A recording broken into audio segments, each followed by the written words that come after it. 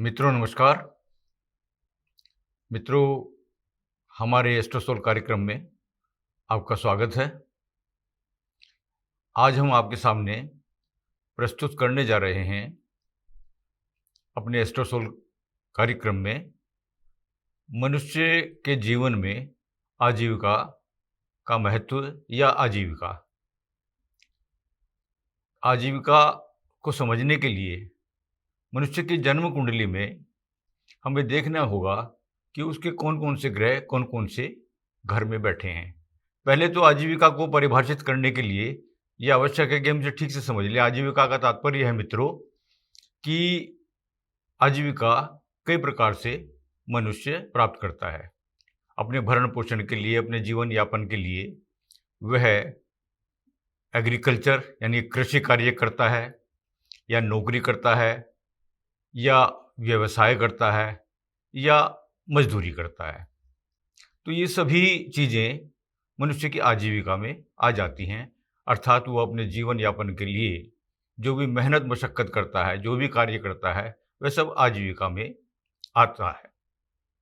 तो मित्रों, आजीविका जैसे कृषि है, कृषि को समझने के लिए हमें जन्म कुंडली में क्या देखना होगा कि ऐसे कौन से ग्रह हैं जो मनुष्य की जन्म कुंडली में उसे इस बात के लिए प्रेरित करते हैं या उसके लिए ऐसे हालात का निर्माण करते हैं कि उसे कृषि कार्य करना पड़ता है या वह स्वभाव से ही कृषि कार्य में उत्सुक रहता है या रुचि लेता है या उसे कृषि कार्य करना अच्छा लगता है। कई बार कृषि कार्य उसे विरासत में मिलता है।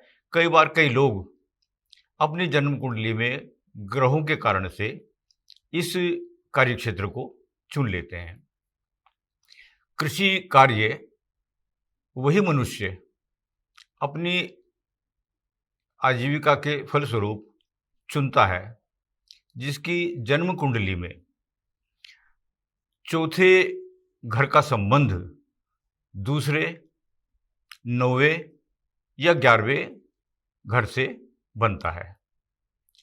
अर्थात यदि चौथे घर का स्वामी दूसरे घर में बैठा हो, 9वें घर में बैठा हो या 11वें घर में बैठा हो या दूसरे, 9वें या 11वें घर का स्वामी कोई भी ग्रह यदि चौथे घर से संबंध बनाता है, चौथे घर में बैठता है या उस पे दृष्टि डालता है, तो उसका संबंध उस घर से बन जाता है।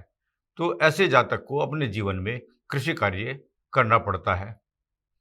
यदि इस योग पर कि चौथे घर का संबंध दूसरे घर से, 9वें घर से, 11वें घर से बना हुआ है या चौथे घर का स्वामी इन घरों में बैठा है या इन घरों का स्वामी चौथे घर में बैठा है या इन दोनों स्थितियों में युति बनाकर चौथे घर का स्वामी, दूसरे घर का स्वामी, 9वें घर का स्वामी, 11वें घर का स्वामी सभी इकट्ठे या इनमें से 2-2 या 3-3 कोई भी युति बनाकर किसी शुभ ग्रह में बैठते हैं, किसी केंद्र में या किसी त्रिकोण में बैठते हैं। तो ऐसे जातक को निश्चित तौर पर कृषि कार्य को अपनाना पड़ता है। कई बार लोगों को यह कार्य विरासत में मिलता है। कई बार लोग नौकरी करते करते भी कृषि कार्य का चुनाव कर लेते हैं। उस समय ग्रहों की ये स्थिति होती है कि उनकी कुंडली में ग्रह नौकरी को प्रेफर करने वाले, नौकरी को बढ़ावा देने वाले ग्रह भी बैठे हुए होते हैं और कृषि को बढ़ावा देने वाले ग्रह भी बैठे हुए होते हैं। तो ऐसी स्थिति में मनुष्य एक साथ 2 कार्यों को भी कर सकता है।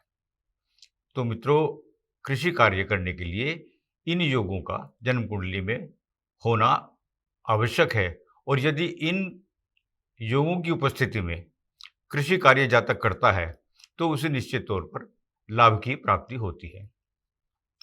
ये आवश्यक है कि इन योगों के ऊपर कोई ऐसे क्रूर ग्रह की या पाप ग्रह की दृष्टि ना हो या ये योग छठे, 8वें, 12वें आदि किसी ऐसे घर में न पड़ रहा हो जहाँ से उसके फल में कमी आती हो। तो मित्रों, अब इसके पश्चात आजीविका का नंबर 2 जो भाग है वो है कृषि के बाद में नौकरी। तो ऐसे कौन से ग्रह हैं जो नौकरी को बढ़ावा देते हैं? अगर मनुष्य का लग्नेश मनुष्य के तीसरे, छठे, 10वें या 11वें घर से संबंध बनाता है, या तीसरे, छठे, 10वें, 11वें घर का संबंध मनुष्य के लग्न से बनता है, या इनके स्वामी आपस में युति बनाकर इन घरों में बैठते हैं, तो ऐसे मनुष्य को निश्चित तौर पर नौकरी करनी पड़ती है, या वह नौकरी की तैयारी करता है, या स्वभाव से ही वह नौकरी करना चाहता है। उसकी मन की रुचि नौकरी ही करने में लगती है। वो जन्मजात उसके ग्रहों के प्रभाव के कारण ऐसा होता है। इसमें यह बताना आवश्यक होगा कि यदि मनुष्य का वृश्चिक लग्न या वृश्चिक राशि है, तो ऐसे लोग मुख्य रूप से नौकरी सफलतापूर्वक निर्वाह करते हैं और ज़्यादातर नौकरी में जाते हैं।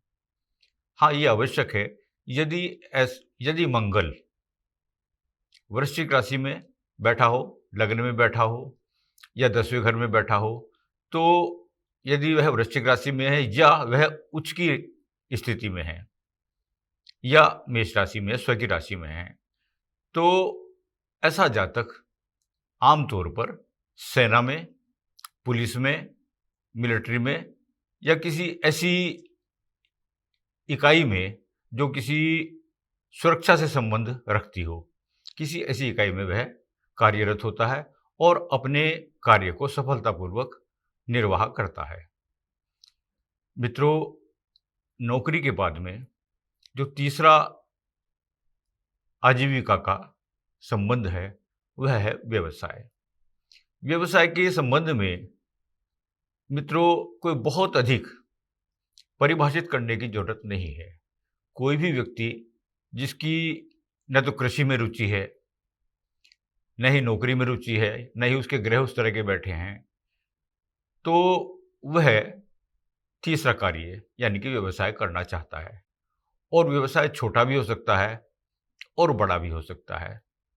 इसमें देखना ये होगा कि उसके जन्म कुंडली में 9वें और 10वें घर की क्या स्थिति है।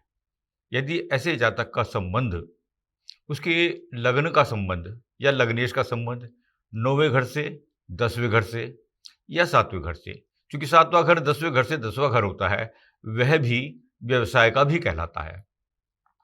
तो मित्रों, यदि लग्न का संबंध या लग्नेश का संबंध 7वें, 9वें या 10वें घर से बनता है, या इनके स्वामियों का संबंध लग्नेश के साथ बनता है और किसी शुभ घर में, शुभ भाव में ये बैठे होते हैं और इन पर शुभ ही ग्रहों की दृष्टि होती है, तो ऐसा मनुष्य अपने व्यवसाय को चलाने में कामयाब रहता है, सफलतापूर्वक वह लाभ हासिल करता है।